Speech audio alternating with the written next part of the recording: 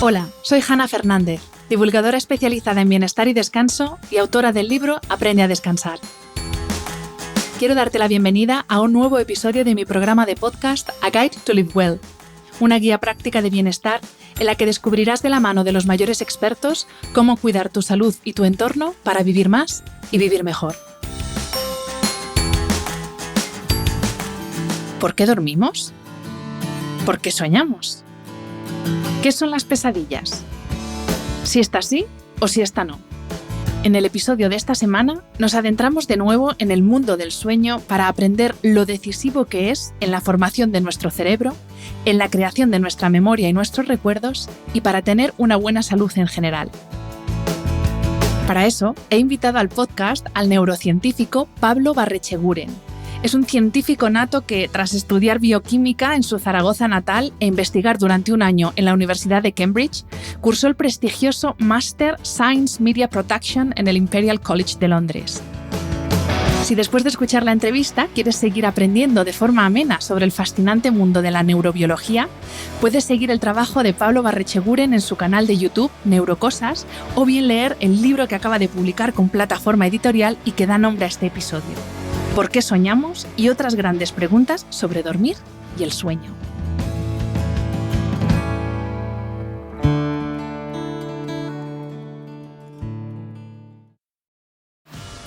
This episode is brought to you by Old El Paso. Does game day hosting feel like an extreme sport? Not anymore. With Old El Paso, feeding your hungry crowd is oh so easy.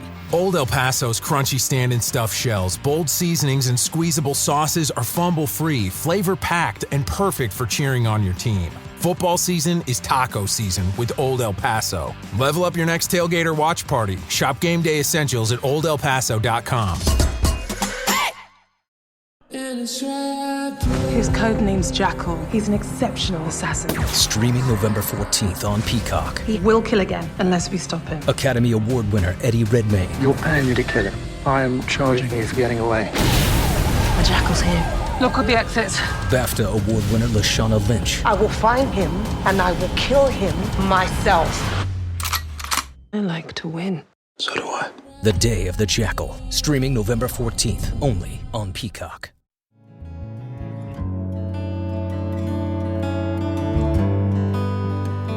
Doctor Pablo Barrecheguren, bienvenido a este podcast. Muchísimas gracias por aceptar la invitación.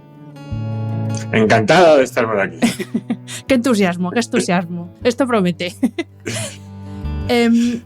Pablo, la primera pregunta que te quiero hacer es si dormir es algo esencial para nuestra supervivencia, porque que yo sepa, corrígeme si me equivoco, todavía no sabemos o no tenemos a ciencia cierta demostrado que alguien se haya muerto por no dormir. Ya. Claro, lo que pasa es que eso tiene trampa, digamos. Hay dos modos de ver esa pregunta. Si hablamos de supervivencia, podemos coger también lo que aprendemos del resto de animales. Y básicamente todos los animales, de una manera u otra, duermen, ¿vale? Eso ya para empezar, desde hasta las moscas duermen. Y luego, pues, todos los mamíferos, o sea, es que, bueno, luego si quieres podemos hablar de cosas muy curiosas de animales o bajo el agua incluso. Entonces, eso ya para empezar. ¿Qué pasa con los humanos? Por lo que sea, digamos que es poco ético hacer un experimento de, oye, a ver si se muere esta persona si no duerme. Entonces, la información por ahí es limitada. Hay un caso, el único caso bien documentado contemporáneo que hay, y bien documentado significa que hay datos también científicos, ¿no? Es de un adolescente estadounidense que en el 63, Randy Gardner, a veces se critica mucho a los adolescentes, ¿no? Porque son un poco, bueno, son adolescentes y a veces dice, esto tiene motivos neurobiológicos que si quieres podemos expandir. Pero los adolescentes, digamos que los riesgos no los miden muy bien. Pero eso les lleva a tener iniciativas. Entonces dijeron Randy y su colega, oye, ¿por qué no vacaciones de Navidad? Vamos a ver, como experimento de ciencias, cuánto tiempo se puede estar sin dormir. Y entonces hicieron el experimento, le tocó a Randy, se lo jugaron. Y no sé si tú, ¿cuánto tiempo crees que estuvo... Bueno, claro, te has leído el libro. No lo voy a decir porque lo sé. No. Bueno, pues que la audiencia que piense durante un microsegundo cuánto tiempo cree, ¿vale? 1, 2... Pues Randy estuvo 11 días y 25 minutos sin dormir. El experimento es cuando se hizo viral, cuando estaba empezando, experimento entre comillas, porque científicamente fue muy poco riguroso. Se unieron un médico, un militar y un científico, que luego sería como uno de los pioneros de lo del sueño. Y bueno, pues sí que hicieron mediciones y tal. En mi opinión deberían haber parado el experimento, porque no había motivos de seguridad. Entonces, Randy no se murió, se acabó durmiendo, pero hay 2 grandes peros. Uno es que no estamos seguros de si Randy no tuvo microsueños durante todo ese tiempo. O sea, hay como que el cerebro, si tú lo fuerzas a no dormirse, puede incluso por instantes tener instantes de sueño un poco para intentar aliviar esa necesidad de sueño. Y luego que muchas de las mediciones a día de hoy no serían muy adecuadas, ¿no? Pero lo que sí que está claro es que se puso muy malo. Al principio aguantó como el primer, pues bueno, que si todos nos hemos ido de festival, pues dices, mira, las primeras 24, 72 horas aún puede hacerse algo, ¿no? Pero luego ya mal.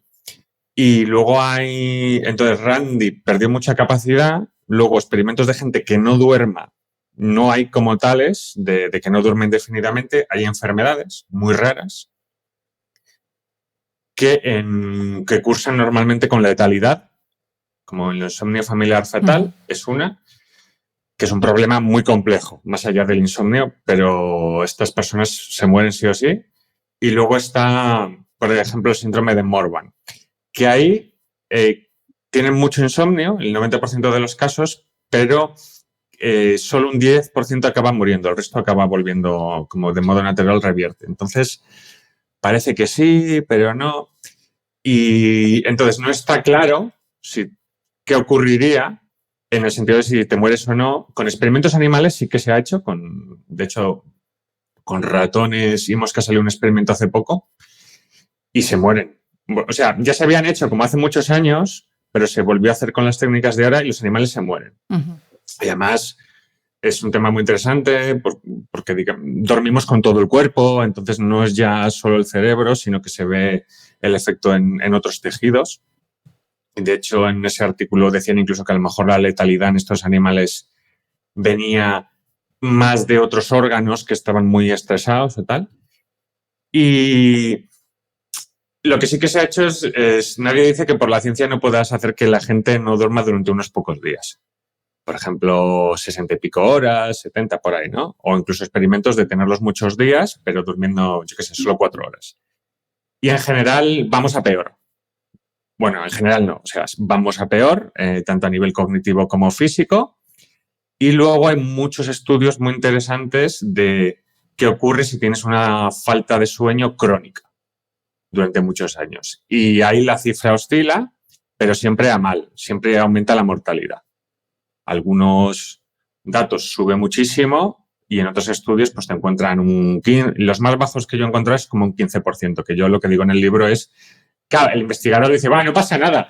No, un 15% tampoco es mucho. Y digo, bueno, si te dijeran que te van a subir o bajar un 15% el sueldo mañana, pues te importaría. Bueno, también Entonces, claro, depende malo. de la proporción de la que estemos hablando, porque según los últimos datos, prácticamente la mitad de la población está en privación de sueño. Entonces, claro, un 15% de los miles de millones que somos en la población mundial, pues son muchas personas. Sí, eso es un apunte muy bueno, efectivamente. Claro. Sí. Pues eso. Entonces no es tontería. Y Pablo, una cosa, a propósito del experimento de estos adolescentes americanos, tú hablas, bueno, antes lo has dicho, que de hecho se cree que en esos 11 días tuvo microsueños que le permitieron como pequeño reset al cerebro para no petar y explicas en contraposición a los microsueños, hablas de la teoría del sueño local, que me parece súper curiosa, no lo había oído nunca, y es como, bueno, explícanoslo, como que el cerebro hace como pausitas, ¿no? Partes del cerebro, no todo el cerebro. ¿Cómo es esta teoría? Sí. A ver, yo siempre digo que el cerebro no es tan espabilado como le ponemos mérito, pero aquí, por ejemplo, está bien, es una estrategia interesante. que bueno, que es una teoría que tiene mucho dato detrás. O sea, eso ya luego evidentemente se está siempre revisando y tal, pero digamos que el cerebro en estas situaciones en las que lo estás forzando a que haga repetitivamente una cosa y el cerebro ya está agotando si quiere parar y claro, se encuentra con que no puede parar todo de golpe, que es lo que querría.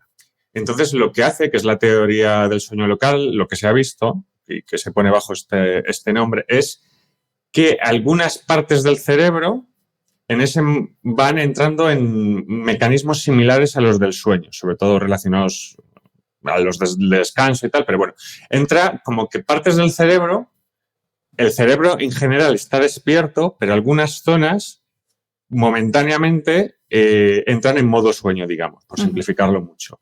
Y estas partes, además, se van alternando. Primero unas, luego otras, ¿no? Como que yo lo pongo en el libro como que si tú estás llevando una bolsa de mucho peso en un brazo y entonces tú primero la llevas con un brazo, cuando se te está cansando ese brazo lo cambias del otro y tal. Y evidentemente, si tú hicieras eso durante mucho rato, al final es que, aunque alternes, te tienes que parar porque ya los dos brazos se agotan, ¿no? Pues es como una estrategia adaptativa que parece que el cerebro lo hace y que además es muy interesante porque conecta también con muchas cosas como el aburrimiento o el agotamiento, porque también explicaría que tú cuando estás haciendo todo el rato durante mucho tiempo, o sea, hay que concentrarse en las cosas, no hay que estar a 20.000 cosas, pero cuando llevas demasiado rato haciendo una tarea concreta, eso implica que estás todo el rato usando unas redes neuronales concretas.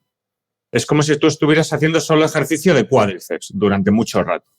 Entonces, esas redes se agotan porque no les estás dando un momento de pausa. Entonces eso explicaría por qué llega un momento que si estás haciendo lo mismo necesitas como cambiar de tarea. Porque en ese momento que cambias de tarea usas más otras partes y esa parte que está más agotada pues descansa. Es como el ejercicio físico, ¿no? Puedes tener ejercicios que te agoten globalmente, pero muchos solo usas partes concretas y entonces tienes que parar de usar ese músculo, ¿no? Pues sería un poco la misma idea. A propósito que hablas de la atención, explícanos cómo funciona el ritmo de la atención, porque no podemos mantener una atención sostenida constante durante mucho tiempo y además esta capacidad de prestar atención se ve directamente afectada y de forma negativa ante la privación de sueño. ¿Esto por qué sucede? Sucede porque hay que dormir. No, aparte, pero ¿cómo es este funcionamiento de la atención? Porque a lo mismo hay personas que piensan que tenemos capacidad de atención permanente, pero no, esto es una cosa pues rítmica o cíclica también, como el sueño. Sí, a ver, claro, luego entramos en el tema, pues bueno, que hay personas que tienen de manera natural, pues como todo, más atención que otras. Yo digo, o sea, sin atención estamos perdidos. Ya está, no puedes hacer, no te centras. Y es la típica habilidad que no nos damos cuenta que es clave. Entonces hay muchos tipos distintos de atención y tal cuando se estudia, pero una de las que a nosotros más nos interesa es lo que se llama atención sostenida, que es básicamente pues estar a una movida y estar ahí atentos, ¿no? Se puede medir en los experimentos, hay muchos experimentos que se miden, por ejemplo, cuánto tiempo tardas en reaccionar a un estímulo, ¿no? Salga algo en la pantalla y cuánto tarda esa persona, eso es una cosa que se puede medir. Y otra cosa, por ejemplo, que se suele medir es cuántos errores cometes o cuántas cosas se te van saltando. Entonces, eso ya nos da una idea. Cuando hablamos de atención, hablamos tanto de ver si, en este caso, de la sostenida, si la persona, la velocidad que tarda en reaccionar y cuántas cosas se le escapan. Entonces, eso se ve que nuestra atención, dentro de que cada uno tenemos la nuestra y que habrá días que estemos mejor o peor, sube y baja a lo largo del día. Hay momentos que son más óptimos y momentos que son peores, que está muy bien acoplado como con los momentos de más cansancio, ¿no? Entonces hay como un momento, tú arrancas, la atención está más o menos bien, incluso puede llegar a subir a lo largo un poco de por la mañana, pero ya llega un momento de por la mañana que baja, que empieza a bajar más en torno a la hora de comer, más o menos, que ahí es como un pico para abajo, luego vuelve a subir por la tarde a media tarde y cuando ya es tarde-noche ya como que se estanca y ya vuelve a bajar, ¿no? Que eso pues se acopla un poco con nuestra experiencia personal. Me levanto, no estoy todavía muy católico, ahí luego también entra el tema de que hay una cosa que cuando te despiertas el cerebro y el cuerpo está arrancando durante más o menos media hora, eso está bien documentado y no estás a tope, ¿no? Pero pues vas mejorando un poquito y ya cuando llevas unas pocas horas, eso baja. Eso baja, no baja del todo, entonces hay un punto bajo en la comida, en torno a la hora de comida, y luego vuelve a subir un poco y luego vuelve a bajar. Entonces, a ver, yo también he de decir que está muy de moda el biohacking y todas estas movidas, y está bien saber esto, pero obsesionarse es ya rizar mucho el rizo. O sea, ya está, con que duermas bien y estés sano y tal. Y luego, si tienes problemas de atención, te lo mires o incluso con ayuda de psicólogos pues te ayuden a centrarte mejor, pues más por ahí que decir, es que ahora no puedo hacer esto porque aparte tú no lo vas a saber exactamente, no te vas a poder hacer el estudio. Claro, bueno, pero es bueno saberlo, que lo mismo hay alguien que puede pensar, bueno, yo tengo algún problema, claramente tengo alguna enfermedad porque no soy capaz de concentrarme o mi cerebro está constantemente saltando de una cosa a otra. Obviamente puede que tenga un problema o un déficit de atención, pero también puede ser que directamente no está durmiendo. Entonces, claro, esto también hay que saberlo. Si tú obviamente tú a ti mismo no te puedes diagnosticar, para eso estáis los médicos o bueno, para estar los especialistas en sueño, pero importante saber que la atención decae cuando no dormimos. Igual que la capacidad, bueno, no sé si la capacidad de tomar decisiones o el tomar buenas decisiones. Y en esto yo doy fe que en los momentos en los que estoy más agotada, siempre tomo malas decisiones de todo tipo, personales, profesionales, compro cosas que no debería comprar, por supuesto, como todo lo que no debería comer. Entonces, explícanos esto, de esta impulsividad que de repente volvemos a ser adolescentes, como nos decías del experimento, a los americanos del experimento, que son este punto inconsciente, pues si no dormimos bien, aunque seamos adultos, también tenemos este puntito impulsivo de más. Sí, o sea, claro, la idea de fondo es no dormir. O sea, y lo que has dicho, por ejemplo, de la atención, ya está, o sea, a lo mejor no he enfatizado suficiente. Si no duermes, la atención se derrumba, tanto en tardar en reaccionar como en que se te escapen cosas, pero mucho. Entonces, es que me hace gracia porque toda esta gente que está todo el rato con mentalidad de tiburón, hay que hacer no sé cuántas millones de horas de trabajo y a tope y dormir es de pobre, yo qué sé, todas estas estupideces totalmente. Pues es que literalmente no dormir, ahora lo desarrollaré, pero dormir te hace más estúpido y más adolescente. Son cosas distintas, pero te hace más idiota y una toma de decisiones más de adolescente. ¿Por qué? Se ha visto que cuando te falta sueño, lo que tú decías de la inteligencia y de tal, esto tiene que ver con que funciones cognitivas como la memoria de trabajo, que es un elemento de los que más fuertes se asocian a la inteligencia. La inteligencia es ni más ni menos que la capacidad adaptativa, es decir, o sea, es una herramienta, te vale para todo, digamos. Es la capacidad adaptativa de gestionar bien o de tomar buenas decisiones, digamos, ¿no? De realizar análisis buenos y tal. Y uno de los elementos importantes en eso es la memoria de trabajo. La memoria de trabajo es como la RAM del ordenador. Es la información que tú tienes la memoria. Yo en el libro hago la figura de las librerías y del trabajo. La memoria, con palabras mayores que hablamos, sería una biblioteca donde tú tienes los libros. Y la memoria de trabajo es, en la mesa de trabajo, los pocos libros que te caben encima de la mesa que tú estás usando en ese momento para resolver el problema que tienes que hacer. Entonces, evidentemente, cuantos más libros te quepan, cuanto mejor sea tu memoria de trabajo, más información estás barajando en el momento que estás tomando una decisión. Bueno, pues esto se va a la porra completamente cuando no has dormido bien. Esto ya para empezar. Que luego además está el punto de que el dormir, o sea, a veces cuando llevas falta de sueño crónica, con dormir bien un día no lo resuelves. Eso también está muy bien documentado. Y luego la toma impulsiva de decisiones, o sea, además de esto, está el hecho de que se ha visto que, bueno, cosas que se estudian en la neurociencia, ¿no? Si la toma de decisiones es correcta, si es más racional o más emocional y todos estos elementos. Los adolescentes, como están todavía con el cerebro en neurodesarrollo, ocurre una cosa curiosa, que es que, por lo que sea, en los humanos madura antes las partes emocionales que las partes que controlan las partes más racionales y que controlan la emoción.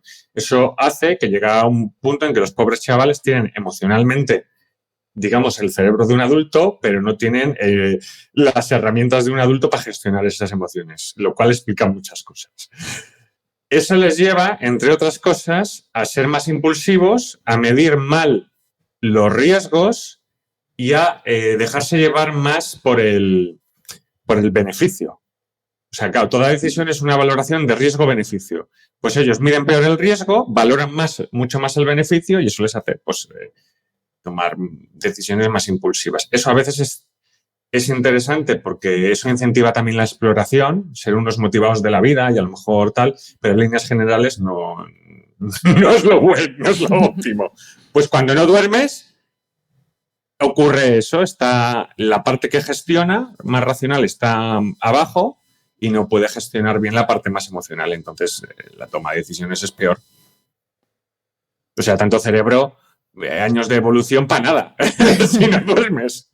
Bueno, pero esa impulsividad también es lo que, bueno, pues tú lo has dicho, ¿no? Que cuando uno es más joven, ya no solo adolescente, porque también hay que ver en cada persona los límites de la adolescencia están en una edad u otra, pero ese espíritu de descubrir y de, claro, también evolutivamente nos ha servido para mucho. Ahora, ya, claro, luego, si tenemos el cerebro, se vuelve adolescente porque no hemos dormido y tenemos que dirigir una compañía de 1.000 empleados y yo qué sé, o destinar presupuestos y hacer presupuestos y cosas así, pues claro, ahí lo mismo, la impulsividad no es lo más recomendable. No, porque aparte esa impulsividad adolescente tiene sentido en la adolescencia. Claro. Porque eso se llama comportamiento exploratorio. Que es comportamiento bueno, no conozco el mundo, tengo que estar motivado para... Y juegan también otros elementos. Pero, o sea, la gracia de ser adulto, que viene con muchos problemas, como tener que hacer la declaración de la renta y todas estas cosas de adulto, las responsabilidades de adulto, pues una de las ventajas de adulto es ya estar educado y entonces poder evaluar bien. Entonces pierdes todo eso. No, es que nadie diga, no, me tengo que... Aparte que luego, si no duermes, la motivación y también el estado emocional se ve muy deteriorado. O sea, no es... Ya está, es que no ganas por ningún lado. No, claro, es que claro, ahí está, porque en la toma de decisiones no está solo esa impulsividad, sino luego entre las opciones que tenemos, elegir elegir mejor o peor. Y ahí, claro, tú lo has dicho, ahí ya entra ese estado emocional y es lo que sucede cuando, pues si no has dormido, no es lo que más te apetece del mundo o a tomarte un brócoli o ir al gimnasio. Normalmente tiras por, no, venga, hoy me lo merezco, me voy a quedar viendo Netflix o me voy de compras, que me lo he ganado, ¿no? Y claro, y ahí el componente emocional es súper importante, no solo ya la impulsividad, sino que no tienes ganas de nada, evidentemente. Mira, lo que has mencionado del brócoli es muy interesante, porque está con el tema de comida y de alimentación, es que yo dije, yo estoy perdido. Porque yo tengo insomnio grave. Bueno, lo cuento en el libro, me tienen que operar y llevo 3 años y pico de lista de espera para que me hicieran la última prueba y ahora estoy de lista de espera, me dijeron 1 año, por lo menos. Y yo no duermo, yo respiro mal y es una operación morrocotuda. Entonces dije, yo estoy perdido para estar fit, perfecto. Porque resulta, a ver, no estoy perdido porque con disciplina y se puede apañar algo, pero la realidad es que no. Lo que uno puede apañar, que esto también es importante, tiene sus límites. ¿Qué pasa con la comida? Que es que, claro, a mí me cuesta ahora ya mucho comer, o sea, como bien, pero me cuesta más que hace cuando estaba más despejado. Se ha visto que cuando no duermes, o bueno, o sea, cuando te falta sueño, no es ya que comas más, que esto está muy bien documentado. O sea, a nivel hormonal se sabe que suben hormonas del apetito, como la grelina, la que inhibe está peor, tal y cual. Vale. No es que tengas ya solo más apetito, sino que comes peor. Tiendes a comer alimentos más ultraprocesados, más gochos, ¿no? Más, que es esta expresión de más golosos, más... Tiendes a eso. Y aparte, o sea, entonces mal, doblemente mal, porque vas a tender a comer más y peor, pero aparte también hay algunos trabajos interesantes sobre la conversión músculo-grasa y estas cosas, que también va a peor. O sea, digamos que es más fácil ganar grasa y más difícil ganar músculo cuando te falta... Entonces es un combo múltiple de esto sin entrar en el largo plazo. O sea, ya solo que... Entonces mal, sí. Entonces dormir, pues si tú... Por ejemplo, si estás a dieta o estás intentando comer no a dieta o simplemente comiendo mejor, te lo vas a poner más fácil si cuidas el sueño. Porque es que si no vas a tener más hambre y además vas a tirar a comer... Ya está. Es lo que menos es indicado, sí. Claro, estamos hablando, Pablo, todo el tiempo de privación de sueño, pero en el libro dices que que dormir menos de lo necesario es perjudicial, pero también dormir más de lo que necesitamos o dormir más es peligroso para la salud. Entonces, ¿qué entendemos por dormir más? Porque a lo mejor alguien ahora está entrando en pánico. ¿Y cuáles son los riesgos de dormir más? Si son los mismos que dormir menos o diferentes. Sí, es un tema muy chulo. O sea, no cunda el pánico. O sea, lo que es muy malo es dormir menos. Dormir más sí que está documentado. Ahora lo explico, ¿vale? No entremos en pánico. Pero hay muchos matices en el tema. Entonces, lo que hay es una horquilla para lo que vamos a necesitar dormir. Depende del momento del desarrollo en el que estés. No es lo mismo un bebé que un niño, que un adolescente, que un adulto, ¿no? Pero si nos centramos en adultos, que esto más allá de lo adulto que sea uno, pues va desde hasta que eres anciano, desde los 20 y muchos hasta tal, hasta ya la jubilación, pues estamos entre 7 a 9 horas. ¿De dónde? Que es una horquilla. Yo, por ejemplo, ahora está muy de moda y me enfada un poco porque veo a gente en divulgación que dice, bueno, es un mito lo de las 8 horas. A ver, sí, no. Las 8 horas es un punto medio en esa horquilla. Es verdad que no necesariamente tu necesidad va a ser de 8 horas, ¿vale? O sea, no hay un número perfecto hay que ver cada persona. De hecho, en adultos podríamos hablar que a lo mejor en vez de 8 horas son 7 y mucho. Podría ser un poquito menos, ¿no? Pero, de nuevo, según tu situación de salud, lo que trabajes, hay muchos factores, ¿no? Entonces, ¿qué pasa? Si estás por debajo de 7 o rondando las 7, estás en el límite inferior. Hay personas muy raras, pocos, que, por ejemplo, se están mirando por motivos genéticos que necesitan dormir mucho menos de lo normal, ¿vale? O sea, hay casos de personas que necesitan dormir menos y no es problemático. Pero sí que es verdad que en ese momento, a partir de, incluso hay experimentos que si solo duermes 7 horas, ya se empiezan a ver si es crónico problemas. Y si haces, claro, molan porque los trabajos, si hay suerte, son como muchas pruebas, en plan de grupo de dormir 4, 5, tal, 9, 10 horas. Hablando todo en general, estamos hablando de dormir del tirón, no de dormir a cachos y tal y sumar esta cantidad. Entonces, a partir de las 9 horas, en algunos experimentos poblacionales, por ejemplo, cuando miran factores de riesgo y de mortalidad y de salud, también se ve que empiezan a subir. Pero hay dos matices importantes. No suben igual cuando te pasas que cuando te quedas corto. Uh-huh. Cuando te quedas corto, enseguida se derrumban completamente, es muy claro, en general, en casi todo lo que se mide. Mientras que cuando te pasas es como algo más sutil, ¿vale? O sea, no es algo tan drástico ya para empezar. Y luego, aparte, entremos en el punto, pues bueno, a lo mejor hay gente, igual que hay gente que de un modo sano necesita dormir menos de 7 horas y no le pasa nada, igual lo mismo con las 9, ¿no? Pero son como una guía.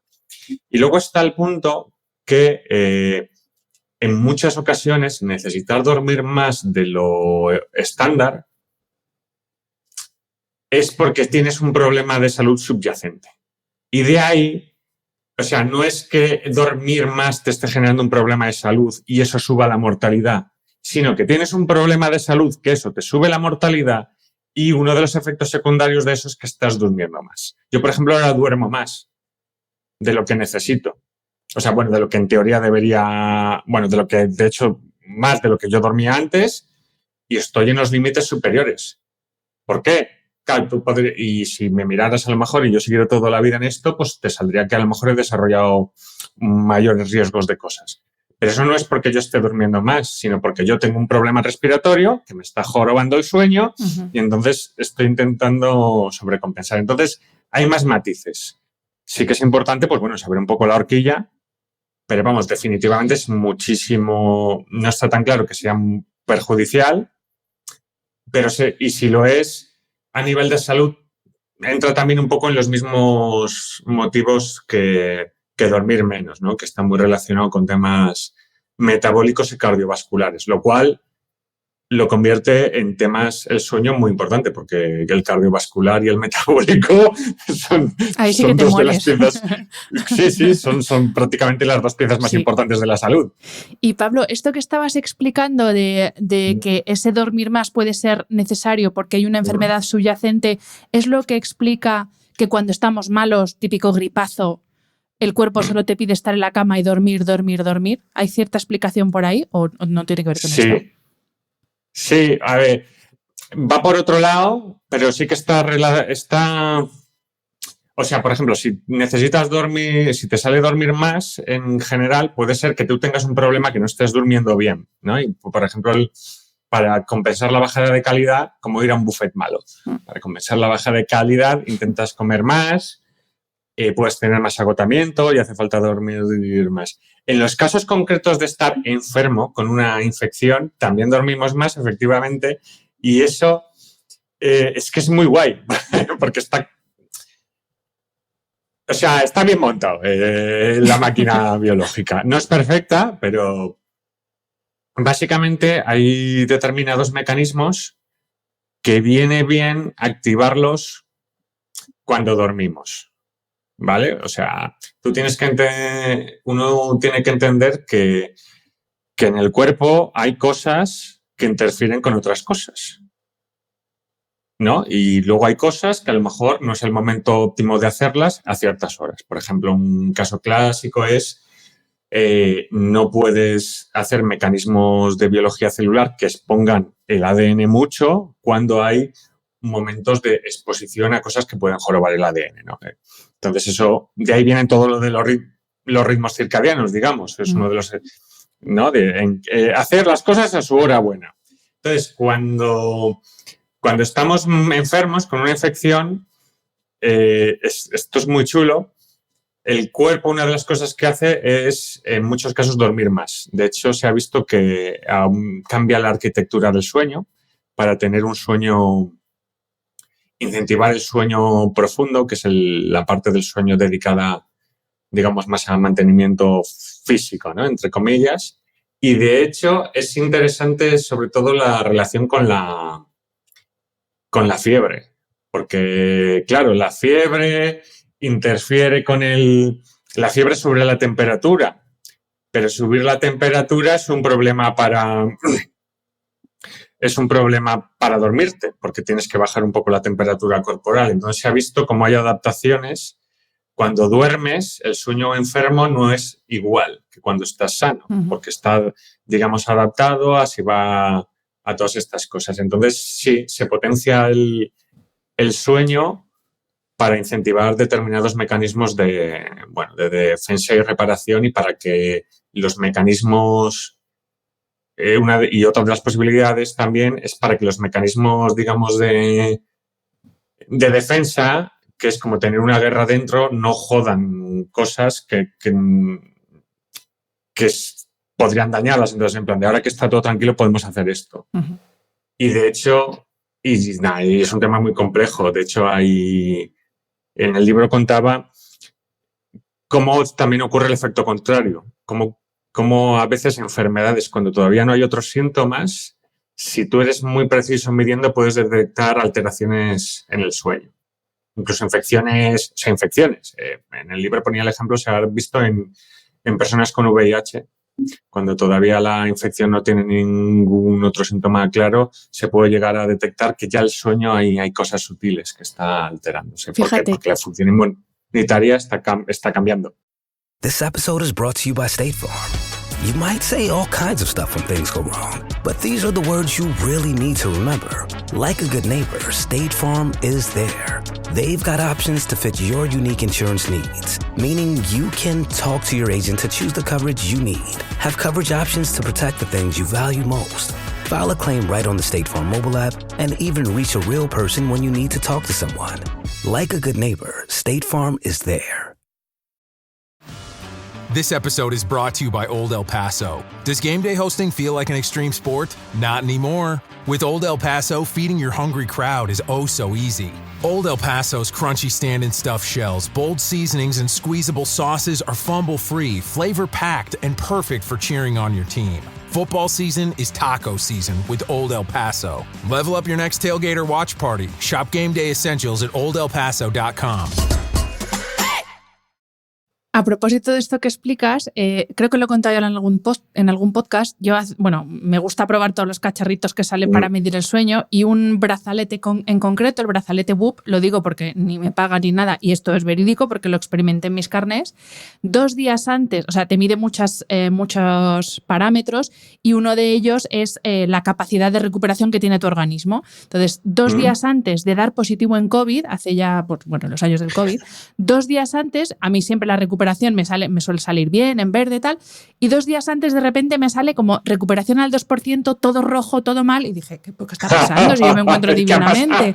Y a los 2 días de empezar a adaptármelo todo rojo, di positivo en COVID, y ahí ya entré en barrena con el COVID. Así que efectivamente en este dispositivo, en este sentido, me ayudó a mí a saber 2 días antes, claro, no podía hacer nada, vamos, contagiada ya estaba, pero que 2 días antes ya estaba indicando que mi cuerpo no se estaba recuperando al ritmo que se recuperaba normalmente. Sí, de hecho, si uno tiene en cuenta esto, ya nos daremos, yo ya me doy cuenta desde hace mucho tiempo, cuando me pongo malo, ya dices 2 días antes, o depende de la infección, ¿no? Porque hay algunas que van más rápido, tal, ¿no? Pero de tipo COVID o resfriados o tal, y dices, o hace 24 horas ya estaba, ¿no? Entrené más flojo. Ya estaba rara. Cosas de estas. Sí, ya me notaba yo rara. Sí. Pablo, has empezado has sacado el tema de la estructura del sueño, lo recojo para que hablemos. Es verdad que en este episodio nos vamos a centrar más en lo que tiene que ver con el cerebro, porque tú lo has dicho, hay una parte del sueño o una fase del sueño, la no REM, que es más, allá está el sueño profundo, etcétera, que es más para recuperación física, hago el gesto entre comillas porque esto no es como un compartimento estanco, y sin embargo tenemos otra parte del sueño, que es el sueño REM, donde digamos, se recupera más toda esa parte cerebral, memoria, etcétera. Entonces, primero te quiero preguntar, que es una de las preguntas del millón, ¿cuánto tiempo de media es lo ideal que pasemos en cada una de las fases, tanto en la no REM como en la fase REM? Porque también te puede pasar con estos cacharritos de medirte el sueño, que tú lo mismo te da 8 horas de sueño, pero sueño profundo 30 minutos, sueño REM 0 minutos. Entonces, esto tampoco es lo ideal. Estas medidas. Claro, a ver, todo esto hay que tomarlo muy con alfileres, porque la precisión, a ver, estas medidas te dan datos a partir de estadísticas que hacen de todos los usuarios que tienen. O sea, no es una polisomnografía, que nadie piense que esto ya va a misa, lo que te dicen estos cacharritos. Entonces, pero bueno, sí que es llamativo que hay veces que tienes como un sueño profundo, yo qué sé, de hora y media. Yo, por ejemplo, sueño REM siempre me marca poquísimo. Entonces, no sé, no estoy en sueño REM casi nada. Pero bueno, dicho esto, ¿cuál es la cantidad de tiempo, la media de tiempo que deberíamos, si estuviéramos bien y si durmiéramos cuando necesitamos dormir y lo que necesitamos dormir, el tiempo que deberíamos pasar en cada una de las fases. Claro, aquí voy a dar el dato. Aquí hay el problema de que no sabemos exactamente a qué llama cada dispositivo o cada cosa. Las fases, voy a dar los números de cómo están distribuidas las fases. Entonces luego cada uno se puede, según lo que haya dormido cada día, puede hacer la cuenta. Entonces hay la fase, como tú bien has dicho, la NREM y la fase REM. Esto es lo que configura lo que se llama el ciclo del sueño. La fase NREM tiene una parte, digamos, que solo ocurre una vez, que es cuando te estás yendo a dormir, que esa parte dura como unos 30 minutos de media.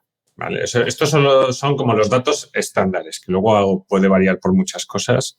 Entonces tú tienes como media hora que estás dormido ya, pero es como el cuerpo preparándose para dormir en mayúsculas, que eso es la primera parte de la fase NREM. Esta parte no se repite en el resto del sueño, pero ya sumamos pues de media a una media hora.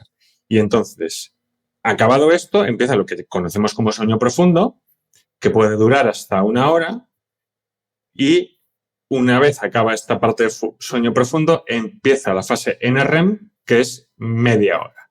Entonces tenemos un primer bloque cuando nos echamos a dormir de estar media hora en fase NREM de prepararnos para el sueño profundo, digamos, y luego tenemos un ciclo de sueño que es 60 minutos de sueño profundo, entre comillas, que es NREM ya ahí a tope, y luego 30 de REM. Entonces son ciclos de 90 minutos. Entonces tú si haces las cuentas, por ejemplo, para 8 horas... Es 30, 30, 30, ¿no? Es que has dicho 60 por en medio, pero creo que son 30, 30, 30, ¿no? 30 de irte a dormir, 60, 30. Los ciclos son de 90 minutos. Ah, vale, perdona. 60, 30 son los 90. No contamos entonces el que me estoy quedando dormido. Vale. Sí, te estás quedando dormido, hay que tenerlo en cuenta porque siempre te lo tienes que, digamos, descontar del total, porque, ¿sabes? No es sueño profundo, pero es REM y siempre ocurre. O sea, no entras directamente en sueño profundo, pero el ciclo en sí son 90. Vale. Son 60 de NREM y 30. Comprendido. Entonces, claro, si haces la cuenta, te sale más o menos unos 5 ciclos por unas 8 horas, contando con irte a dormir y tal. Es verdad que según no son, primero, compartimentos estancos del todo, según, digamos que nuestras necesidades de cada uno de los tipos de sueño van por separado. Entonces, si necesitamos más de una, esta coge más espacio que la otra. Y luego está el punto, que es lo que no sabemos, de estos dispositivos, porque habría que mirar marca por marca y, por cierto, no siempre es transparente esa información que ya es muy técnica, a que llaman sueño profundo y a que llaman REM y tal. Porque luego aparte hay cierta... pues estás en esa fase o en ese sueño profundo, pero hay oscilaciones y hay cosas. Entonces eso es un poco para hacerse una idea. De todos modos, o sea, vale, me parece interesante, pero no sé cuánta utilidad tiene para ti como sujeto saber esto. Sobre todo por un poco el tema que lo hablaba en el libro de... O sea, estos cacharros, los llamo cacharros, pero no quiero ser... No es despectivo, ¿eh? No tienen todavía capacidad de precisión suficiente para, a nivel individual, detectar, digamos, patologías. ¿Vale? Entonces, esto es importante siempre tenerlo en cuenta. Eso no significa que orientativamente no te puedan dar un marco para entender un poco cómo estás, o incluso para aportar esa, sobre todo muy útil si lo llevas durante mucho tiempo, entonces tú vas recolectando, o sea, ya te conoces, ¿no? Y yo, por ejemplo, pongo en el libro el ejemplo de yo me peso semanalmente ahora, bueno, en la pandemia empecé a perder peso y yo siempre he entrenado, pero me puse también más a tope con la dieta, ¿no? Entonces eso te da un marco de comparación pero hay que entender que todavía estos aparatos les falta. ¿Por qué? No es su culpa. Se basan en una tecnología que es la actiografía, que es un dispositivo médico. Pero las actiografías no miden en el sueño, digamos, indirectamente. Porque no lo miden en el cerebro. Eso lo mencioné en el libro, hay un paper que me encanta, que directamente el título era algo así, un artículo académico muy bueno, que decía, la muñeca no es el cerebro. Entonces explicaba por qué los dispositivos tipo octografía, que son los dispositivos de pulsera, incluso los utilizados en clínica, pues tienen muchas limitaciones metodológicas. No es una polisomnografía, que es la prueba de sueño, que como explico en el libro, a mí me han hecho 2, es un jardín de cacharros que te conectan desde la cabeza, en el pecho, en la cintura, en el pie, o sea, te ponen muchísimas cosas para medir muchas cosas. Entonces, está bien, pero de nuevo es importante cómo te vayas tú notando y cualquier duda, sospecha, incluso algún familiar, que tu pareja no, o con quien duermas, tu perro si es muy inteligente, que te diga, oye, antes no hacías esto, es un poco raro, o te parece como que te ahogas mucho.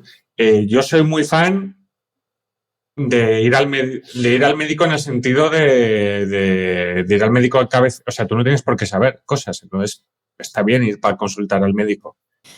Y vamos con el sueño REM, porque ahora sí ya quiero que hablemos específicamente de una de las cosas que pasa durante el sueño REM, no solamente en sueño REM, y esto también explícanoslo, que es soñar. Porque sí que siempre se dice que los sueños, por lo menos los más potentes, los experimentamos en sueño REM, pero ¿también soñamos en sueño profundo, por ejemplo? Se puede soñar en un sueño no REM. Lo que pasa que, a ver, primero, la definición de sueño, la técnica, que es la que nos importa aquí, que es la pedante, la científica. O sea, un sueño es una alucinación, ¿vale? Es experimentar sensorialmente algo que no está llegando. No está, o sea, tú, por ejemplo, ves cosas que no está, y sin embargo no está viendo un estímulo visual en el ojo o un sonido. Entonces esto puede ser desde lo que conocemos por sueños, que son experiencias muy complejas, a un pequeño flashazo de luz, a cosas, a un ruido, cosas muy, muy, muy rudimentarias. Entonces, digamos que en el sueño NREM también se pueden dar algunos tipos de sueño, pero si se dan son más tirando a este estilo en general. Y lo que nosotros propiamente llamamos sueño es casi en su totalidad exclusivo de aparecer en la fase en REM. Eso ya por delante. Entonces, no sé si querías que... ¿Por qué soñamos? ¿No? Iba claro, un poco ahora por ahí. La siguiente pregunta es, porque yo en esto he leído bastantes teorías, es verdad que todavía no hay una que se haya dicho este es el motivo por el que soñamos, pero ¿por qué soñamos? Y sobre todo, ¿para qué sirve los sueños? ¿Para qué sirven esas experiencias? Porque yo he leído desde que es simplemente que el cerebro como que se desacomplan un poco, se desincronizan unas zonas con otras, entonces por eso soñamos cosas sin sentido. Por un lado he escuchado eso o he leído eso, y por otro lado he leído, que es una teoría que a mí particularmente me gusta y la veo como bastante factible, es que digamos que es una forma de entrenamiento, por así decir, emocional, o de, no sé cómo decirlo, como de equilibrar emocionalmente tanto situaciones pasadas que se han quedado ahí como un poco encalladas, como una preparación para situaciones emocionales en el futuro, algo así. Pero vamos, que esto también es todo muy teoría, todo, que no tengo estudios, vaya. Pues tengo datos para las dos pues cosas. Venga, vamos allá. Empezamos con la función general. A ver, hay que ir primero a la pregunta que es más fácil, que es ¿para qué sirve la fase REM? Que es donde se produce... Que eso ahí sí que podemos afirmar con bastante seguridad, porque son preguntas, digamos, distintas. Entonces, la fase REM sabemos que es muy importante para la neuroplasticidad. En el sentido, la neuroplasticidad es la capacidad de moldearse el cerebro. Según el contexto en el que estemos hablando, implica unas cosas u otras. Por ejemplo, cuando el cerebro se está formando, implica desde generar nuevas células nerviosas a toda la parte de generar ramificaciones, y luego cuando el cableado o el cerebro ya está más montado, pues implica cosas como recubrir mejor los cables, que esto es muy importante, o pulir las conexiones, reforzar unas, quitar otras, tal y cual, todas estas cosas. Entonces, la neuroplasticidad es muy importante tanto para la formación del cerebro como para, una vez está formado, tanto procesos de memoria como aprendizaje, todas estas cosas. Entonces, la fase REM, con mucha seguridad, sabemos que es importante en la parte de plasticidad, tanto en la de desarrollo, ya que hay muchísimos datos. Uno de los datos más claros es nosotros, cuanto más en desarrollo estamos, es decir, más jovenzanos, más no solo que durmamos más, sino que la parte del sueño que dedicamos a la fase REM es mayor proporcionalmente. O sea, dormimos más y la proporción de sueño NREM, sueño REM, es diferente y dormimos mucho más tiempo en sueño REM de lo que dormimos en adultos. De hecho, el tiempo en sueño REM va bajando, luego ya de adultos se estabiliza un poco y muy sutilmente va bajando. Nunca desaparece del todo, pero sí que va perdiéndose, digamos, que eso encaja, entre otras cosas, con la plasticidad. Y luego también pues lo sabemos por temas de memoria y tal, y cómo se altera, lo que hablábamos un poco, pues todo encaja por ahí. Y de hecho a los animales, si les dejas dormir, pero solo les dejas dormir en REM, a los mamíferos, eventualmente sí o sí tienen que dormir. O sea, nosotros tenemos presión para dormirnos en general, pero luego hay presión específica para que entremos en las fases del sueño, en ambas. Entonces, si tú te dejan dormir, pero no te dejan dormir en fase REM, eventualmente el cerebro lo que hace es que te duermas, quieras o no, y además que te duermas saltándose de nuevo, ¿no? Lo que hablábamos de que el ciclo se va moldando. Uh-huh. Se salta casi toda la fase en REM y entra prácticamente directamente en REM, porque es lo que necesita, más urgentemente. Entonces, vale, la REM es importante para plasticidad, memoria, aprendizaje, formación del cerebro. Entonces, ¿qué pasa con los sueños? Vale, este tipo de sueños se producen en esta fase. Eso te podría querer decir que quizás los sueños son importantes en todos estos procesos, pero claro, no se sabe si simplemente los sueños son una consecuencia o tienen una función per se. Es verdad que mira, por ejemplo, lo que has dicho tú de entrenamiento es una de las posibilidades que está más descartadas a día de hoy. Pero es una posibilidad que se barajó durante mucho tiempo. Digo descartada porque, aunque no es definitivo, porque se ha estudiado mucho en el contexto de pesadillas, ¿vale? Entonces, claro, no te puedo decir si todos los sueños sirven de entrenamiento neuronal, pero esto se va a entender mucho en el contexto de las pesadillas, se ha estudiado mucho, ¿vale? Nos decíamos, tenemos pesadillas porque nos suponen un entrenamiento a un estrés y eso nos expone, digamos, de una manera, comillas, segura y eso nos vuelve resilientes. Bueno, pues eso no ocurre. De hecho, ocurre lo contrario. Las pesadillas nos joroban a nivel emocional y nos vuelven, de hecho, más vulnerables al estrés y a tener estados mentales negativos. Entonces, la pesadilla, en vez de conseguir... Claro, si la teoría fuera cierta, una persona que tenga pesadillas, eventualmente sus niveles de estrés bajarían y sus estados emocionales, los negativos bajarían y los positivos subirían, porque se volvería más resiliente a eso. Bueno, pues ocurre lo contrario, completamente. Porque básicamente lo que ocurre es que es una piedra más, una pedrada más a la cabeza y que añade... Y de hecho hay... En los cuadros peores de pesadillas recurrentes puede ser muy, muy problemático el tema de las pesadillas. Entonces, por ese lado, esa información nos sugiere que esa función... Claro, estamos extrapolando las pesadillas a todo tipo de sueños, ¿no? Pero tiene pinta que eso podría no ser.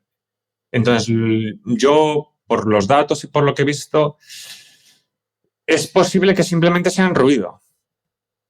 Es una posibilidad. Ruido en el sentido más... Claro, ¿qué se ha visto? Que cuando soñamos, lo que tú explicabas, nosotros soñamos haciendo funcionar la memoria y mientras soñamos, por ejemplo, esto sí que se ha visto, que el sueño es importante en el procesamiento emocional de los recuerdos.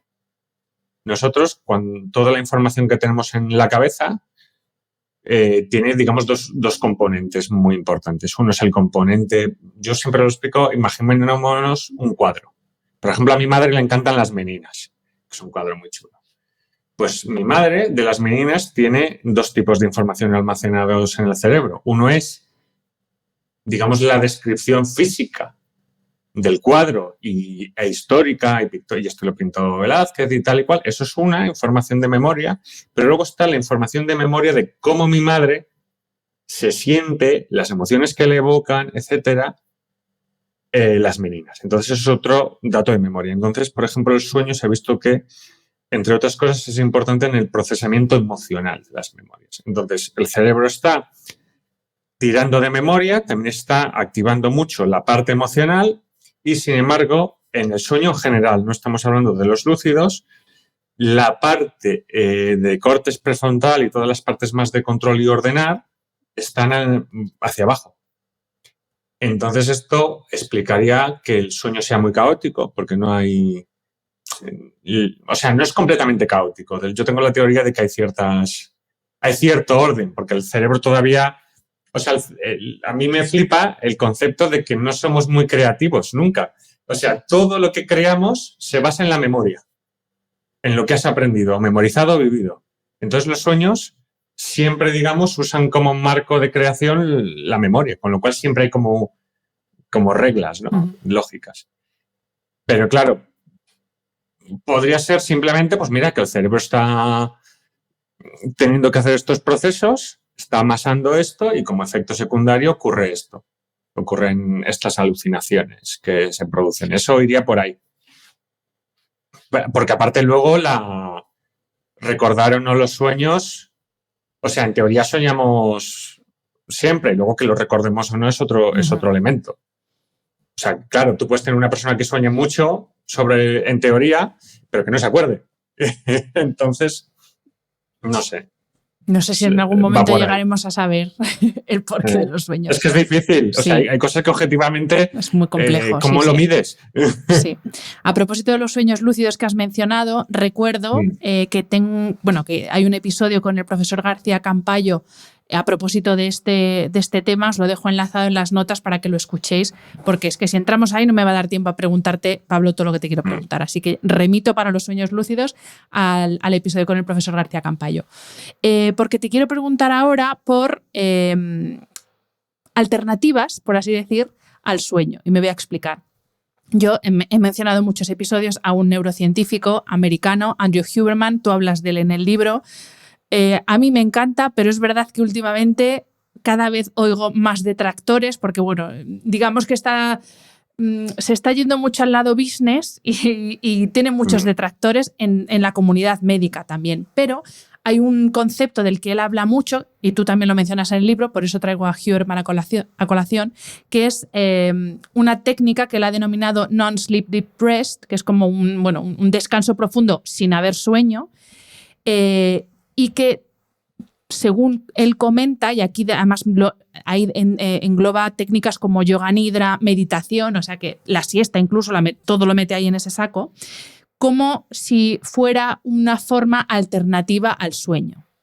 Y te quería preguntar, si esto es posible, o sea, si existen estas formas alternativas al sueño y qué ciencia hay detrás, porque yo lo del yoga nidra, por ejemplo, yo lo había escuchado también en otras personas. ¿Hay ciencia realmente detrás de todo esto? Porque lo de la siesta, yo creo que ahí ya no tenemos duda de que una siesta puede llegar a ser fisiológica y necesaria, no en todos los casos, pero sí que puede ser perfectamente saludable. Pero yo no sé si podemos decir que, por ejemplo, el yoga nidra puede sustituir el sueño. Luego, si quieres, entremos con lo de la siesta, porque hay muchos matices y cuidado también con banalizar la siesta, porque los datos son complicados. De hecho, yo no quería dedicarle un capítulo entero a la siesta y al final es un capítulo. Pero al yoga nidra, Andrew y estas cosas. A ver, ahora voy a ser crítico. Tiene Y yo solo admito que tiene narices que yo sea crítico con alguien que me da 20.000 vueltas en el currículum. O sea, en las cosas como son. O sea, este señor no es un... o sea, no es un flipa... Bueno, podríamos denominarlo flipado, pero bueno, no sí, es pero alguien que está ajeno. en la Universidad de Stanford, que no es un cualquiera que ha dicho, venga, voy a hablar de esto. Exacto. A ver, es un tío y además no sé si está ya rondando los... Se conserva muy bien, creo que rondando los 50. Es biohacker. O sea, ya tiene una... Sí. Está muy bien, que es biohacker, que todo se aplica a muchas de las cosas que dice.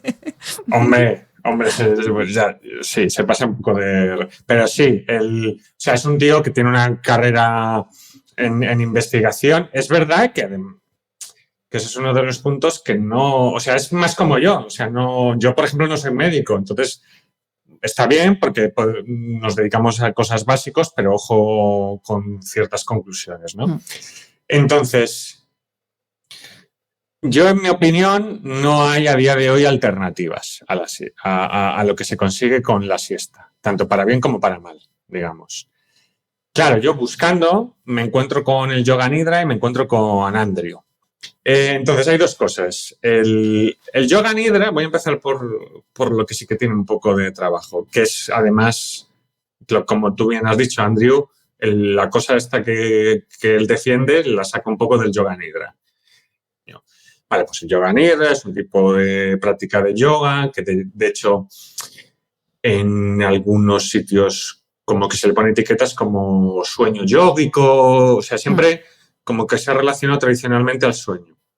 Entonces, hay un par de cosas importantes y es que no hay datos documentados escritos hasta mediados del siglo XX. En teoría es porque es la típica entre comillas, pero práctica que va oral, ¿vale? O sea, que la información bibliográfica de esto es complicada. Y la referencia a sueño no implica que estén hablando de lo que en ciencia llamamos por sueño, ¿vale? Pero sí que, digamos que, bueno, un tipo de meditación. Esto, dentro de que no hay muchos estudios y la cosa está muy verde, o sea, está muy verde. O sea, no hay ni de lejos datos suficientes para concluir cosas, ni para que sea para bien ni para mal. Pero sí que hay algún estudio que se ha hecho y se ha visto que quizás el estado de consciencia despierto, porque no estás dormido, que alcanzas con el Yoga Nidra, en algún punto tiene alguna similitud con esto que hemos hablado antes del sueño local.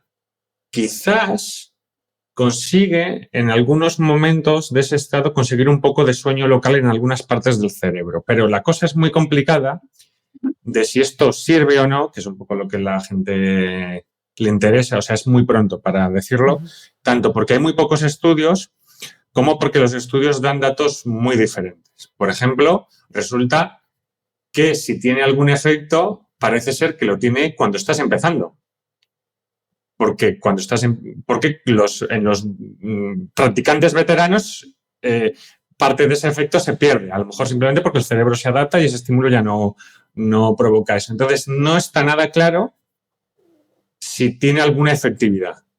Es interesante. Entonces, es un tema que llama a seguirlo mirando y, de hecho, por ejemplo, también lo menciono en el capítulo de insomnio porque como complemento a las técnicas cognitivas para tratar el insomnio, o sea, tú haces la terapia cognitiva y si hace falta también medicación, y luego como extra a lo mejor el Yoga Nidra podría ser que en algunos casos concretos, pero falta mucha información. Pero bueno, está bien, es una cosa, o sea, está bien en el sentido, no para que nosotros lo hagamos buscando esos efectos de salud, sino está bien en el sentido de que, bueno, oye, merece la pena que sigamos mirando a ver si hay algo que se pueda, porque, y de nuevo, que lo enfatizo, no se sabe si el efecto es positivo, no se sabe si tiene efecto.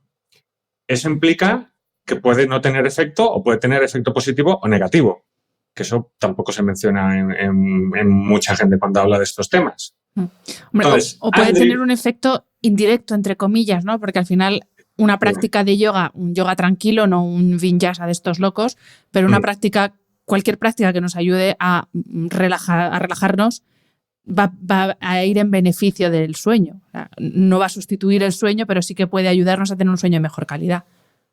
Claro, pero eso que es otro tema interesante. Entonces aquí estamos hablando de tener efecto directo, ¿no? Sí. Ahí tendríamos que hablar de, vale, esto que puede tener un efecto indirecto es mejor o peor que pasear. Hay un concepto que es muy importante en ciencia, que muy poca gente, incluso los propios investigadores, yo me enfado, no lo usan, que es el del control positivo. Un control, tú cuando haces un experimento, pongamos que te tomas una pastilla, un control negativo es comparar quién se ha tomado la pastilla con quién no se la ha tomado y comparas, a ver si sube este número. Pero un control positivo, que también son igual de importantes, es comparar con quien se ha tomado la pastilla, compararlo con quien se ha tomado otra pastilla que en teoría también ayuda para ese problema, a ver si hace efecto. Entonces, claro, pues ahí tendrías indirecto que comparar. Vale, el yoga nidra que indirectamente te relaja, pero esto es mejor que leer media hora antes de irte a dormir o mejor que tal, ¿no? Sí. Pero bueno, es un tema interesante, pero está muy verde. Entonces, Andrew acuña, él, hasta donde yo he rebuscado todo lo que he podido en este tema, le escribí y no me pudo, bueno, ya está, es que ni siquiera sé si habrá visto los mensajes, pero la realidad es que no, él, hasta donde yo he visto, él acuña el término del non-sleep, o sea, descanso de sueño profundo sin dormir, sería un poco la traducción. Ahora no me acuerdo de las siglas, pero vamos. Vale, entonces él acuña el término, que además él dice que está muy validado por estudios peer review, que son por pares y cosas académicas y tal y cual. Yo esto no lo he encontrado.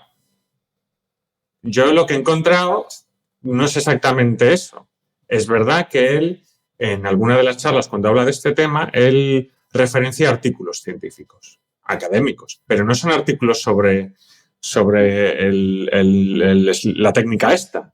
Son artículos sobre los procesos biológicos en los cuales él se ha fundamentado para hacer esa técnica. No es lo mismo. Es como si tú dices, esto creo que tiene potencial, pues yo qué sé, la aspirina, ¿no? Lo explico en el libro. Una cosa es saber que algo puede tener potencial, pero luego tienes que probar que esa cosa específicamente que has desarrollado funciona. Y eso es lo que no encuentro. No lo encuentro. No he encontrado. Y de hecho, aunque hubiera, necesitaríamos estudios muy amplios. O sea, no me vale que me sacaras un estudio de 20 o 30 personas, incluso con unos pocos cientos, ¿sabes? O sea, bueno, está bien, pero entonces no lo encuentro. Y yo la problemática que le veo es que no hay eso y hay muchos protocolos, porque él mezcla muchas cosas, lo usa como término paraguas, pero destila un protocolo. O sea, mucho término paraguas, pero a la hora de la verdad te da un protocolo que es como una forma de meditación guiada, por lo que yo he estado escuchándolo y tal. Y es que llega al nivel de narrarlo él. Entonces es como, yo esto, es que no lo sabes. O al menos con toda la información que yo he visto, es que no sabes si esto funciona, si hace bien, si hace mal. O sea, no digo que no se pueda conseguir y que a lo mejor pueda ser una herramienta útil, pero a día de hoy no lo sabes. Entonces ese es el problema. Entonces, a día de hoy, con los datos en la mano, pues no hay una alternativa. Seguiremos esperando a ver si se hace algún estudio. Porque, claro, tendrá que hacer algún estudio en algún momento. Con el pedazo de laboratorio que tiene, ya puede hacer un estudio.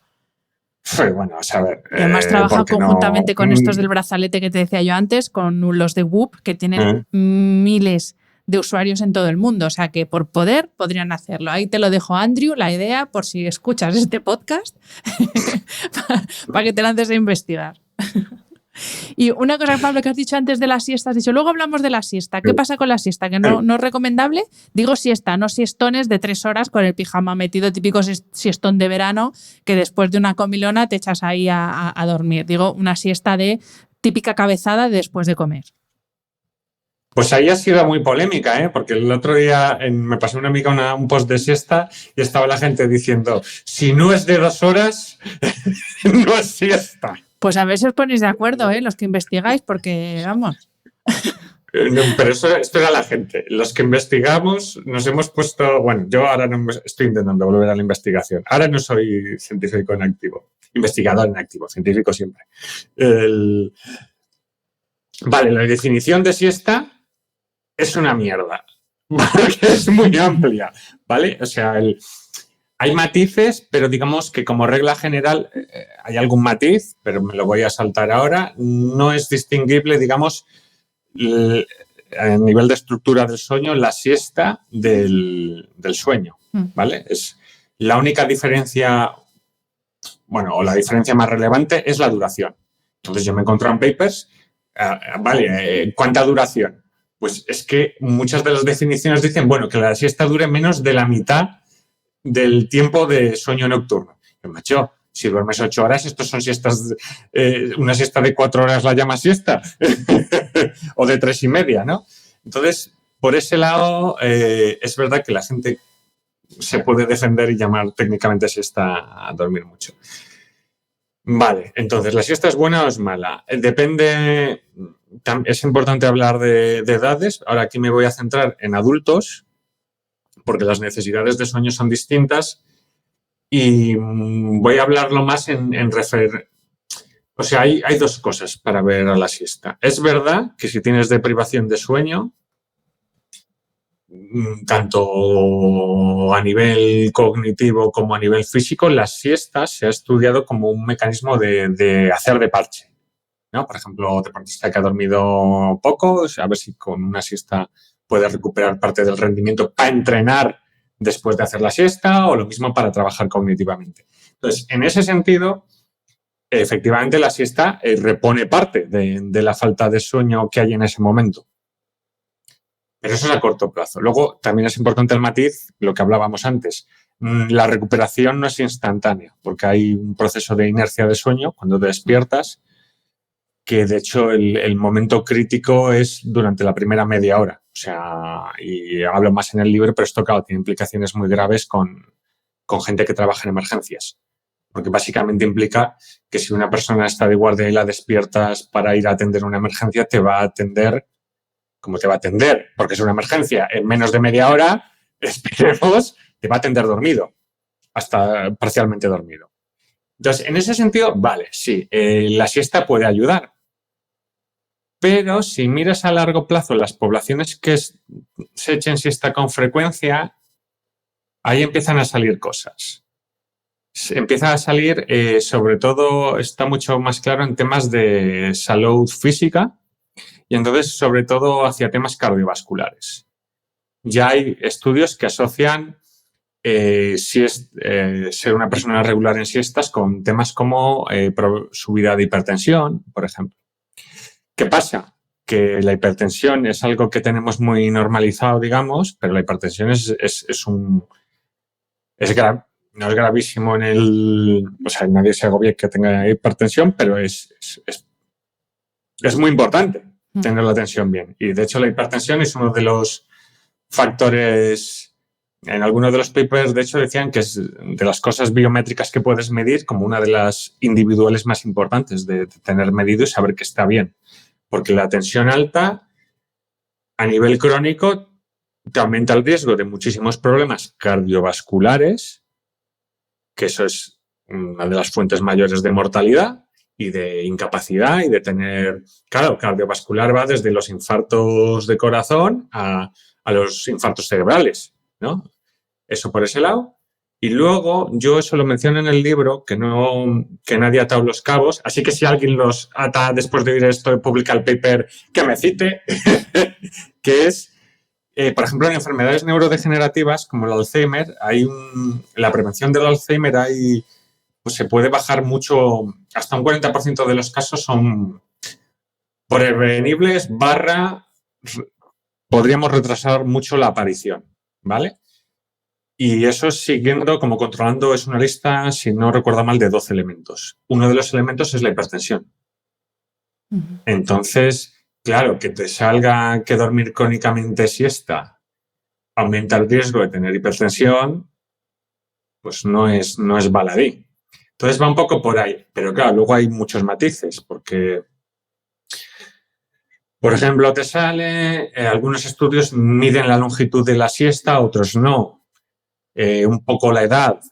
Entonces, como regla general, yo un poco la conclusión de todos los datos que he sacado es: nadie debería necesitar de manera crónica siesta, si está durmiendo bien. Como línea general, ¿no? Si tú estás durmiendo bien por las noches, ¿por qué necesitas siesta? O no estás durmiendo bien, o el estrés laboral o personal, o incluso el entrenamiento físico te está superando las capacidades fisiológicas que tienes de soportar eso. Entonces, eso hay que entenderlo. Y si es un problema, y si hay que luchar por jornadas laborales más bajas, pues se lucha. Yo lo veo muy importante, eso por ese lado. Luego, vale, pues entonces, en caso de duda, también consultar médico y tal. Luego, si te echas la siesta, pues mejor una siesta corta. Corto entendiendo media hora. Es verdad que algunos artículos incluso algunos te encuentran que a lo mejor incluso por debajo de la hora no sería tan negativo. Hay mucha oscilación, porque también depende de la edad. Hay edad, claro, cuanto más mayor, más susceptible de desarrollar problemas cardiovasculares. La máquina está más mayor. Entonces, hay muchos matices por ahí que son difíciles, pero como regla general habría que no normalizar tener siestas de rutina. O si por lo que sea lo necesitas, pues que vaya de la mano de hábitos saludables y otra serie de cosas que puedan compensar el hecho de que a lo mejor se te esté produciendo. A ver, el tema es que la salud es multifactorial. Esto me parece muy importante. Entonces, no vaya ahora alguien a decir, ¡ahí va! Me voy a morir por la siesta y tal. No. Importa también que hagas ejercicio, importa que duermas bien, importa que haya una sanidad que te atienda en su debido momento y tal. Pero sí que es verdad que dormir rutinariamente siestas no tiene pinta que sea óptimo y de hecho, y con esto acabo, hay una teoría biológica que tiene sentido. Que lo explico ahí en el por qué soñamos, que es el rollo de... No sé si sabes que los eventos cardiovasculares son más frecuentes por la mañana. Sí. Yo esto no lo sabía. ¿Tú lo sabías? Sí. Pues estás muy bien informada. Yo esto no lo sabía. Y entonces se cree que es o al menos que una de las variables que juegan es porque básicamente la máquina está arrancando. Porque te has despertado del sueño y durante unas horas el cuerpo, o sea, incluso pasado esa media hora que he mencionado, todavía el cuerpo está arrancando. Y eso es un estrés extra que hace más fácil que la máquina pete. Entonces, se cree que a lo mejor uno de los problemas de echarte siestas, sobre todo siestas que además caigas muy profundamente dormido y la máquina se apague mucho, es volver a exponer al cuerpo a arrancar. Claro, si dormir tienes que dormir. Entonces, si duermes una vez al día, solo arrancas la máquina una vez. Si duermes 2 veces al día, pero la siesta es una siesta muy corta de 5 minutos y no acabas de dormirte profundamente, pues arrancas 2 veces, pero el segundo arranque es mucho más suave potencialmente, ¿no? Entonces va por ahí. O sea, encaja. A mí me la menciona porque encaja con... Es difícil de probar, pero encaja. A ver, yo creo que lo que has dicho tú, el que sea una necesidad prácticamente diaria, porque también, como has dicho, al final no todos los días dormimos igual, aun incluso teniendo la mejor higiene del sueño, pues hay un día que tienes un ruido, tienes una mosca o yo qué sé, o te duele un pie y no duermes igual, y lo mismo ese día sí que necesitas... Yo siempre que hablo de siestas, hablo típica cabezada que no llega a 10 minutos. O sea, no te digo estarte 2 horas tirado en un sofá y que te despiertes y ya han pasado 3 episodios de la serie que estás viendo y no te has enterado, porque ahí evidentemente es que hay un problema detrás de eso, porque no estamos hechos para eso. Pero bueno, indagaré yo también, investigaré toda esta parte de la siesta que estás diciendo, porque yo hasta la fecha todo lo que había leído es que una siesta breve puede llegar a ser hasta fisiológica, porque tenemos ahí como una bajada de la energía, más suele coincidir con después de comer, que está el cuerpo como dedicando más energía al proceso digestivo y por eso tenemos como ese bajoncillo. Pero bueno, lo voy a seguir investigando yo también. Es un melón, o sea, yo no lo... O sea, es que no te estaba... has ganado muchos enemigos con esta última parte de la entrevista, ya te lo digo, te adelanto. Bueno, y otro, la siesta no es intrínsecamente española. Hay países que duermen más la siesta. Toma, otra bomba. Otra bomba. Es verdad, Más los enemigos. españoles estamos de los demás, pero no somos el país que poblacionalmente duerme más la siesta. Toma. Llevamos hora y 20 grabando. Vamos a terminar aquí la entrevista. Me han quedado algunas cosillas, pero bueno, como sé que volveremos a hablar en algún momento, volveremos a grabar, porque he dejado temas bastante jugosillos. Otro día sí. Los dejamos para más adelante. Te doy las gracias por este rato que hemos pasado y sobre todo te doy la enhorabuena por tu libro porque me ha encantado y te puedes imaginar, yo leo absolutamente todo lo que cae en mis manos que tiene que ver con el sueño y hacía tiempo que no encontraba un libro con cosas novedosas y sobre todo con datos muy actualizados, porque esto lo hablamos antes de empezar a grabar, se está investigando tanto ahora sobre el tema que ya, incluso yo en mi libro ya hay cosas que están totalmente obsoletas y eso que hice una edición actualizada que ya se ha quedado obsoleta, o sea que en esto hay que seguir estando muy, muy al día de todo lo que se publica porque se está investigando mogollón. Así que te quiero dar las gracias por este rato y enhorabuena por el libro, me ha encantado. Nada, muchas gracias. Y además lo que dices de actualizar el libro, yo con el tuyo, cuando vi que vas actualizando, digo, muy bien. alguien que, hombre, está bien. Claro, sí, es que yo ahora leo la es primera edición y digo, madre mía, es que aquí hay cosas que ya no sirven directamente y en breve tendré que hacer otra actualización para meter todas estas cosas que me has contado tú de la siesta, el yoga nidra, todo esto, pues habrá que irlo actualizando, claro. Hay que ir metiendo, pero bueno, está bien ser riguroso y se hace lo que se puede. Sí. Pues Pablo, muchísimas gracias, un placer. Gracias. Nada, encantado, un abrazo muy fuerte. Espero que hayas disfrutado del episodio. Este programa de podcast es independiente y en abierto gracias al apoyo económico de marcas que apuestan por mi trabajo y confían en mí para ayudarles a comunicar su mensaje. Los expertos que aceptan mi invitación a intervenir en este programa no tienen ningún tipo de vinculación con dichas marcas a menos que se especifique lo contrario. Y todo el contenido de mi podcast, página web y redes sociales que haya sido patrocinado irá acreditado como tal. Gracias por ayudarme a que este proyecto siga siendo viable e independiente visitando la web de mis anunciantes, dejando reseñas, comentarios y valoraciones en las distintas plataformas de reproducción y compartiendo mi contenido en tus redes sociales. Mil gracias por estar al otro lado. Nos escuchamos en el próximo episodio.